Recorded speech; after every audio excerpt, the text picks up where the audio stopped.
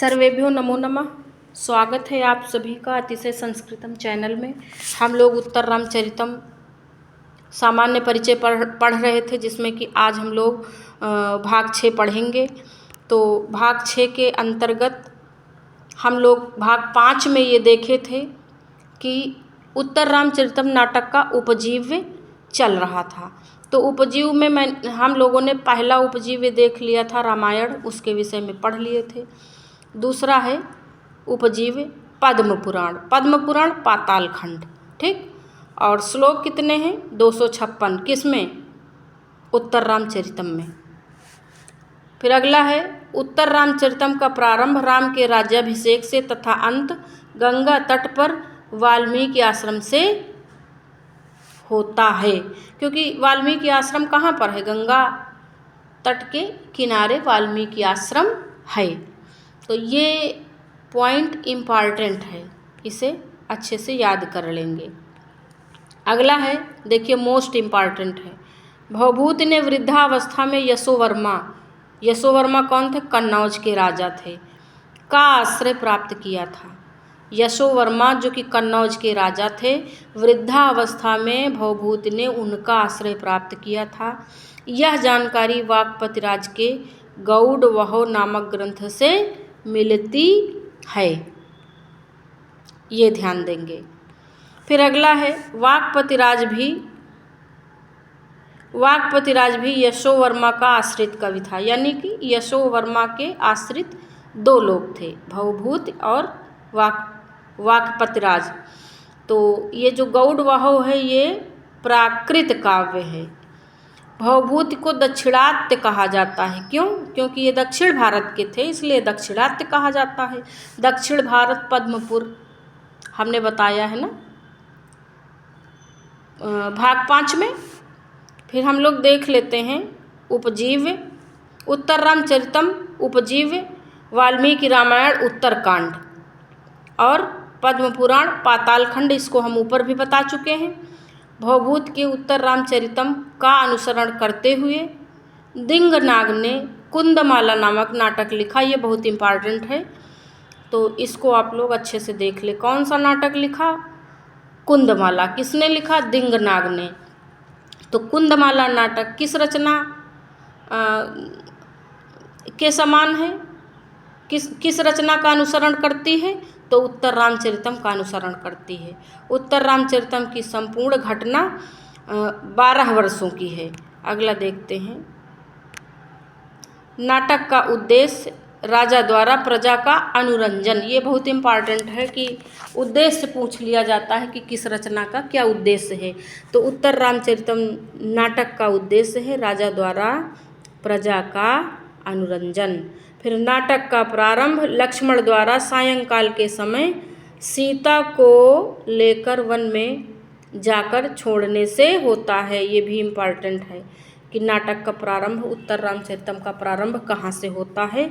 तो लक्ष्मण द्वारा सायंकाल के समय सीता को लेकर वन में जाकर छोड़ने से है तथा अंत वाल्मीकि आश्रम में होता है, गंगा तट पर सबके मिलन से। फिर आइए हम लोग देख लेते हैं 7 अंकों के नाम। तो पहला अंक है चित्रदर्शन। पहला अंक चित्रदर्शन, जिसमें चित्रवीथी है। अच्छा, चित्रवीथी को बनाया किसने? अर्जुन नामक चित्रकार। पंचवटी प्रवेश दूसरे अंक का नाम पंचवटी प्रवेश, और तीसरे अंक का नाम है छाया अंक, जिसे हम लोगों को पढ़ना है। छाया अंक का प्रारंभ शुद्ध विस्कंभक से होता है।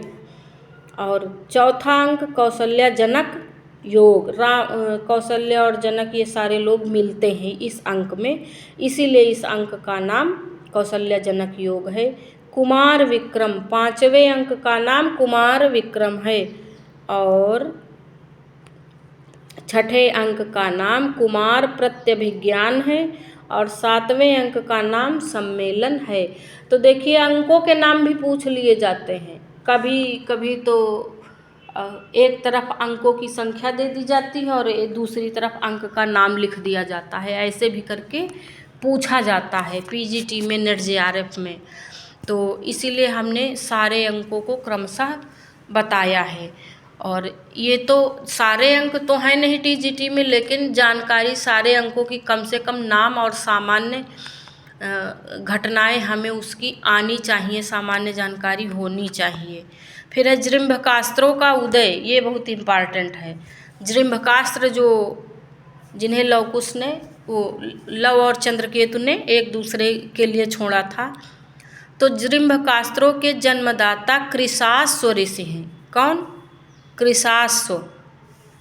विश्वामित्र को दिया। किसने? कृशाश्व ऋषि ने विश्वामित्र को दिया, और विश्वामित्र ने ताड़का वध के अवसर पर राम को दिया। ताड़का वध के अवसर पर राम को दिया विश्वामित्र ने।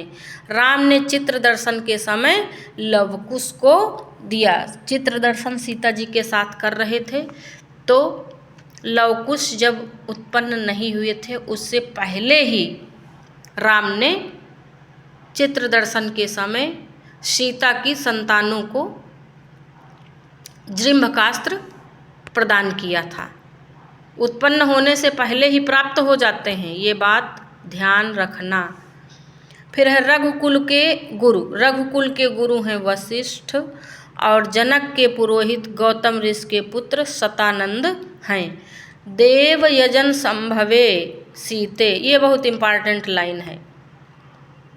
देव यजन संभवे सीते, तो ये जो देव यजन संभवे सीते ये वाक्य प्रयुक्त हुआ है, तो ये कौन कौन कहता है? ये वाक्य उत्तर रामचरितम रचना में रिपीट हुआ है, तो कौन कौन कहता है? इसका अर्थ क्या है? यज्ञ भूमि से उत्पन्न देवी सीते। यह कथन सीता के प्रति माता भागीरथी का है। पहला, प्रथम अंक के श्लोक 14 में राम ने भी यही कहा। दूसरा, और चतुर्थ अंक में जनक ने भी कहा, यानी कि 3 लोग कहते हैं। सबसे पहले भागीरथी कहती हैं, उसके बाद राम कहते हैं, उसके बाद जनक कहते हैं। ये मोस्ट इम्पॉर्टेंट है, इसे याद रखना। फिर है भवभूति, पहले शैव थे, ये बहुत पूछा जाता है, बाद में ब्रह्मोपासक हो गए। उत्तर राम चरितम में भवभूति ने ब्रह्म की उपासना की है, तथा उत्तर रामचरितम में 12 पदा नांदी का प्रयोग किया गया है।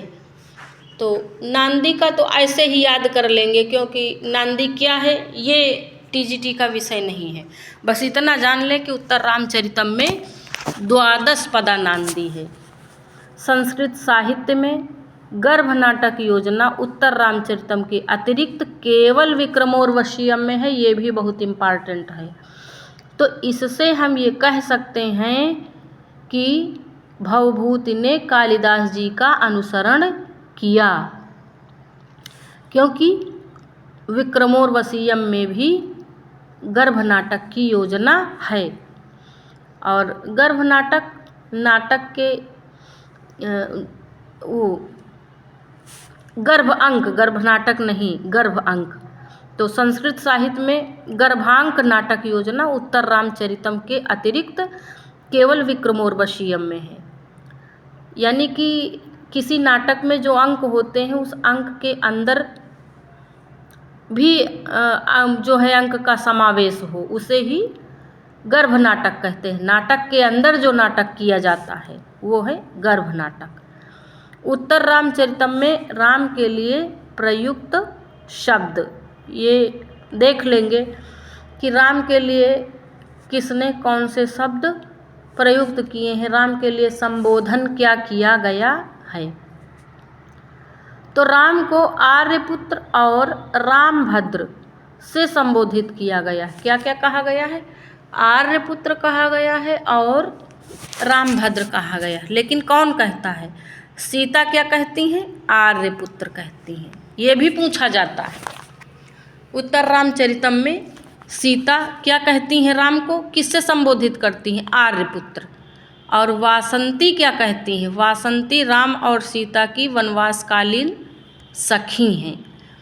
तो वासंती क्या कहती हैं? देव और महाराज और क्या कहती हैं? रामभद्र कहती हैं, देव महाराज रामभद्र। और तमसा क्या कहती हैं?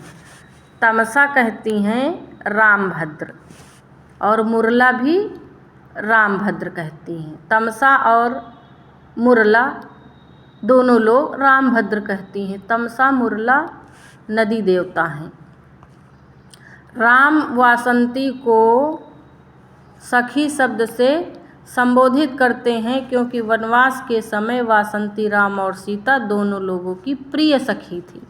अभी हमने बताया ना, तो इससे ये जानकारी होती है कि पहले भी लोग जो है दोस्ती करते थे, मेल फीमेल से, फीमेल मेल से, इस प्रकार की दोस्ती पहले भी हुआ करती थी।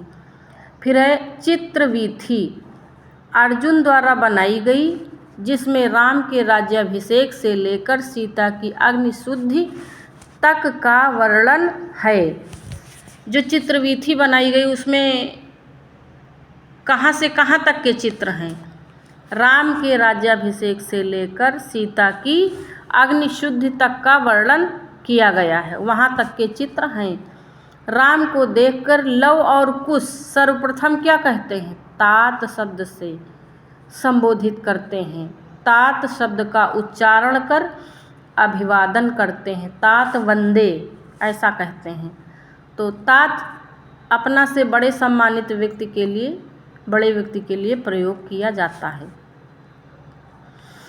उत्तर रामचरितम में समास देख लेते हैं। उत्तरम रामचरितम यस्मिन् तत् बहुव्रीहि समास। रामस्य चरितम षष्ठी तत्पुरुष। उत्तरम च तत् रामचरितम कर्मधारय समास। तो इसमें हमें विशेष क्या देखना है? इसमें हमें विशेष ये देखना है कि जिस प्रकार का विग्रह होगा उस प्रकार का समास बताना है। ये नहीं सोचना है नहीं बहुब्रीहि ही होगा, क्या पता रामस्य चरितम पूछ लिया जाए, तब तो षष्ठी तत्पुरुष बताना रहेगा ना। और उत्तरम च तत् रामचरितम, उत्तर रामचरितम करके दे देगा और पूछेगा कौन सा समास है, तब तो कर्मधारय समास हो जाएगा। इसलिए समस्त पद नहीं, आप विग्रह का ध्यान देंगे, क्योंकि विग्रह के आधार पर बहुत बार समास बदल जाते हैं। तो अब देखते हैं इसमें उत्तर रामचरितम में प्रत्यय कौन सा है? तो अधिकृत्य कृते ग्रंथे से अण प्रत्यय है। उत्तर रामचरित धन अण, और इसका लुबाख्यायी काभ्यो बहुलम से लोप हो जाता है। ठीक, तो उत्तर रामचरितम में कौन सा प्रत्यय? अण प्रत्यय, लेकिन इसका लोप लुबाख्यायी काभ्यो बहुलम से लोप हो जाता है। उत्तर रामचरितम नपुंसक लिंग में, ग्रंथवाची शब्द नपुंसक लिंग में प्रायः बनते हैं, नपुंसक लिंग में उनके नाम होते हैं, इसलिए उत्तर रामचरितम यह शब्द बनता है। तो आज यहीं तक रखते हैं। धन्यवाद। वीडियो कैसा लगा हमें ज़रूर बताएं, और लाइक करें, शेयर करें, सब्सक्राइब करें। ज़्यादा से ज़्यादा संस्कृत प्रेमियों को जानकारी साझा करें। धन्यवाद।